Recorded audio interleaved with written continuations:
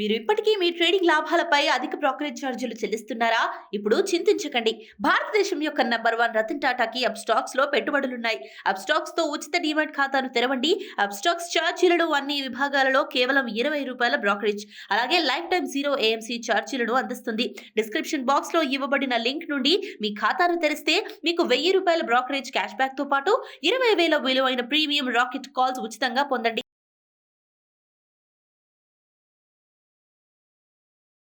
నమస్తే, welcome to Suman TV. నేను మీ విష్ణు. ప్రస్తుతంతో పాటు ప్రముఖ స్టాక్ మార్కెట్ అనలిస్ట్ GVSatyanarayana గారు ఉన్నారు. వారితో మాట్లాడదాం. సార్ నమస్తే. సార్ నమస్తే. సత్యనారాయణ గారు, రీసెంట్గా ఒక ట్రేడింగ్ స్ట్రాటజీ గురించి విన్నాను. జార్జ్ సోరోస్ ట్రేడింగ్ స్ట్రాటజీ అంట. అసలు ఏంటి జార్జ్ సోరోస్ ట్రేడింగ్ స్ట్రాటజీ అంటే ఏంటి? దీని గురించి ఎవరు తెలియజేశారు? ఈ జార్జ్ సోరోస్ ట్రేడింగ్ స్ట్రాటజీలో ఎటువంటి ఆర్థిక సిద్ధాంతాన్ని గురించి మనకు తెలియజేశారు? ఓకే, ఇది చాలా పాతదనే కానీ కాకపోతే ఇప్పుడు మనం మాట్లాడడం కొత్త. కాకపోతే ఈయనకి ఇప్పుడు 1930 ఆగస్టు 12 ఆయన డేట్ ఆఫ్ బర్త్. ఇప్పటికి 92 ఇయర్స్ ఏజ్లో ఉన్నాడు. ఇతను ఆర్థిక శాస్త్రవేత్త అనుకోవచ్చు. ఆయన ఏమి స్ట్రాటజీ, ఆయన ఆయన ఎక్కడ అంటే హంగేరీ బుడపెస్ట్ అనే ఏరియాలో ఆయన జన్మించడం జరిగింది. అయితే అప్పట్లో నాజీలు, సెకండ్ వరల్డ్ వారు ఇవన్నీ అతను తట్టుకొని నిలబడగలిగిండు. ఆయన ఏమి బిలియనర్ కాదు, మిలియనర్ కాదు, మామూలు కుటుంబంలోనే జన్మించిన అతను. కాకపోతే ఆర్థిక శాస్త్రం, ఎకనామిక్స్ మీద ఆయనకి కొంచెం బాగా పట్టు ఉంది. దాంతో అతను ఇవన్నీ చేసి చివరికి 1956లో అమెరికా వెళ్ళటం జరిగింది. అమెరికా వెళ్ళి అక్కడి నుంచి ఇక ఎకనామిక్స్ మీద, ఆర్థిక వాటి మీద అన్ని ఎనాలిసిస్ చేయటం జరిగి తర్వాత 1970లో ఒక మ్యూచువల్ ఫండ్ కూడా స్టార్ట్ చేయడం జరిగింది. Quantum mutual fund. అది 1970 అట్లా స్టార్ట్ అయితే అది ఒక 2013 వరకు వచ్చాడు. అంటే 60 లక్షలతోటి మొదలైనటువంటి మ్యూచువల్ ఫండ్ 2013 వచ్చే టైంకి 550 కోట్లుగా అది దాని నెట్వర్త్ అంటాం.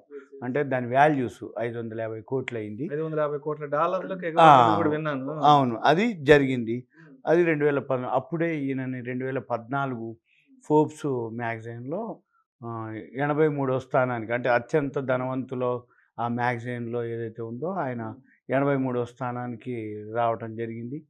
ఆయన మామూలుగా అంటే చేసిన డొనేషన్లు ఇవ్వటం, ప్రతి దేశంలో ఎక్కడెక్కడైతే ఏదైతే ఉందో ఆయన సంపాదనలో డొనేషన్ల రూపంలో ఇవ్వటం జరిగేది. తర్వాత 1992లో ఒక 3 రోజుల్లోనే 100 కోట్లు ప్రాఫిట్ రావడం కూడా జరిగింది ఆ రోజుల్లోనే.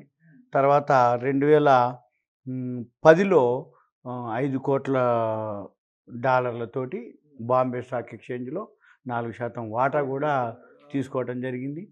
ఇక ఆయన ఏమి చేస్తే అయిండు, ఎలా అయిండు, ఎటువంటి సిద్ధాంతం ఆయన అనేది ఏంటిదంటే సింపుల్గా తప్పులు చేయటం సహజం, మానవ సహజం. కానీ ఆ తప్పుల్ని సరిదిద్దుకొని సాగటమే, ముందుకు సాగిపోవటమే అది మన యొక్క నైజము అనేది ఆయన నమ్మిండు, అదే ఫాలో అయిండు. మనం కూడా అలానే, అంటే తప్పు చేయటం సహజం, షేర్ మార్కెట్లో కూడా తప్పులు చేయటం సహజం. కానీ ఆ తప్పులను సరిదిద్దుకుంటూ మళ్ళీ మనం ముందుకెళ్ళాలి, సాగించాలి ప్రయాణం. అప్పుడు సక్సెస్ అవుతుంది అనేది ఆయన నమ్మిండు.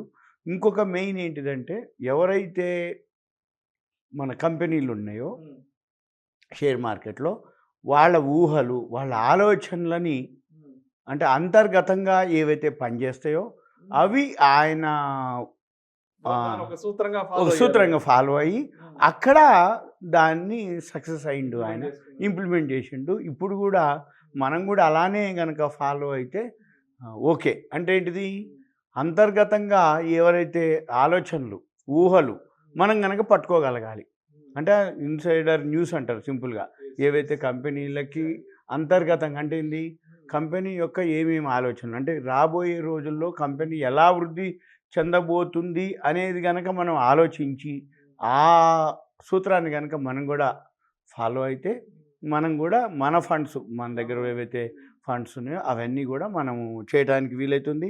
అయితే ఆయన అంటే ఇప్పుడు జనరల్‌గా ఆయన వాల్యూ వచ్చి మొన్నటికే ఎంతుంది అంటే సుమారుగా $860 కోట్ల అనమాట.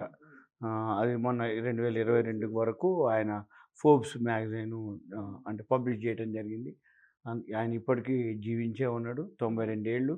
కాకపోతే ఆయనకి సరిగ్గా 3 భార్యలు, ఇద్దరికి విడాకులు ఇచ్చిండు. అంటే ఇంత ఏజ్‌లో కూడా ఆయన అంటే వాళ్ళ పిల్లలు ఆయన కాకపోతే హంగేరి ఏదైతే ఉందో చాలా బుడపేస్ట్ అనేది చాలామందికి ఎక్కువ శాతం వినుంటారు. ఈ బుడపేస్ట్ అంటుంటారు.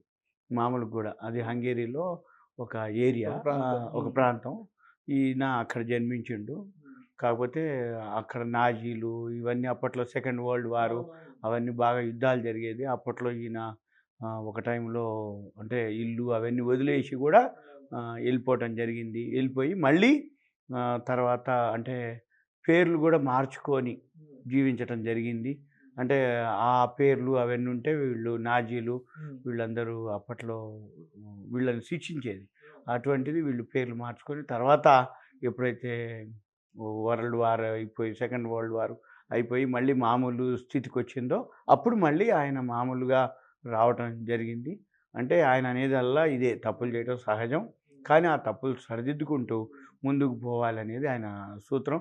దాని మీదనే ఆయన కంటిన్యూ అయ్యిండు. ఇప్పుడు కూడా అలానే ఉంది. మనం కూడా రెండే కంపెనీ యొక్క అంతర్గత ఏవైతే ఊహలు, ఆలోచనలని గనక చేస్తాయని నమ్మటం అది పనిచేస్తేనే ఆయన నమ్మిండు, క్యాష్ చేసుకుండు. అదే సూత్రాన్ని మనం కూడా అంటే రెండే పద్ధతులు. ఒకటేంది అంతర్గతంగా కంపెనీలో ఏం జరుగుతున్నాయి, వాళ్ళ ఊహలు, వాళ్ళ ఆలోచనలు, ఆ కంపెనీ యొక్క ఏదైతే అభివృద్ధి దాన్ని పట్టుకోవటం. రెండోది ఒకవేళ తప్పులు జరిగినా తప్పులను సరిదిద్దుకుంటూ ముందుకెళ్ళటం. ఈ రెండిటి మీదనే ఆయన సక్సెస్ అయ్యిండు. మనం కూడా ఇప్పుడు మన ఇన్వెస్టర్లకు కానీ ఎవరికైనా చెప్పేది ఇదే సూత్రాలు. ఆయన జీవిత చరిత్రే మనకి మార్గదర్శకం. మనం ఆయన కనుక ఫాలో అయితే ఎంతో కొంత మనం కూడా అవుతాం. ఆయన ఇప్పటికి కూడా లైవ్లోనే 92 ఏళ్ళు ఉండి ప్రపంచవ్యాప్తంగా ఆయన అంటే ఆయన సంపాదనలో అధిక భాగం ఇవ్వటం. ఆయన ప్రజాస్వామ్య విలువలకి బాగా ఎక్కువ విలువ ఇచ్చేది. ఇంకా ప్రజాస్వామ్యం అన్నా ప్రజాస్వామ్య విలువలన్నా ఆయన బాగా ఇష్టపడతాడు. బాగా అటువంటి వాటికి ఆదర్శంగా అంటే మనకి ఆదర్శం. ఇలాంటివి మనం ఇంకా ఒకటి రెండు మనం మునుముందు మన వాళ్ళకి అంటే ఏంటంటే షేర్ మార్కెట్లో ఒడిదుడుకులు సహజం. షేర్ మార్కెట్లో వస్తాయి. కానీ అవి సక్సెస్ అయిన వాళ్ళకి గనక మనం తెలుసుకోగలిగితే మనకి ఇంకా ఒక ధైర్యం అనుకోండి, నమ్మకం అనుకోండి. చాలామంది ప్యానిక్ అవ్వటం. ఒకరోజు మార్కెట్ పడంగానే ప్యానిక్ అవుతారు. మార్కెట్ పెరిగినా ప్యానిక్ అవుతారు. అంటే టెంప్ట్ అయిపోతారు. ఇంకేదో ఇక అంటే ఇక అయిపోయిందను ప్యానిక్ అవ్వటం అంటే ఇంకేందో అయిపోయింది, అబ్బా అనవసరంగా నా ఎంత లాస్ అయిపోయినా నేను ఏం చేయాలి, ఎట్లా చేయాలని ప్యానిక్ అవ్వడం. టెంప్ట్ అవ్వటం అంటే ఇక పెరిగిపోయింది, ఇంకేదో మిస్ అయిపోయినాం, ఇక ఏదో కావాలి అని ఉత్సాహంతో హైలో ఎంటర్ అవ్వటం. అంటే చాలా కంపెనీలు హైలో అంటగడతాయి, లోలో మళ్ళీ వాళ్ళే కొంటారు. ఇటువంటివన్నీ మనం తప్పులు చేయకుండా ఒక్కొక్కళ్ళ మనం ముందు ఇంకా ఇద్దరు ముగ్గురి మనం వీలైతే మనం వాళ్ళ చరిత్రలు వాళ్ళు ఏం జరిగింది అనేది కనుక తెలిస్తే మీరు అన్నట్టు సోరోస్ గురించి ఎవరికి వినకపోవచ్చు, తెలవకపోవచ్చు. ఎవరో కొద్దిమందికి నేను కాదనట్లే, తక్కువ ఇన్ఫర్మేషన్ చాలా కొద్దిమందికి ఐడియా ఉంటుంది.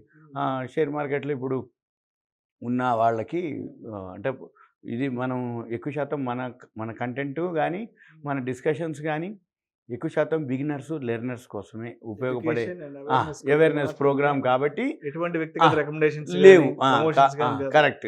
అంటే ఒక ఇన్ఫర్మేషన్ అవేర్నెస్ కోసం ఎడ్యుకేషన్ ప్రోగ్రామ్ తప్ప అందరికీ ఇందులో మీరు అన్నట్టు 1-2% ఏదో తెలిసి ఉండొచ్చు.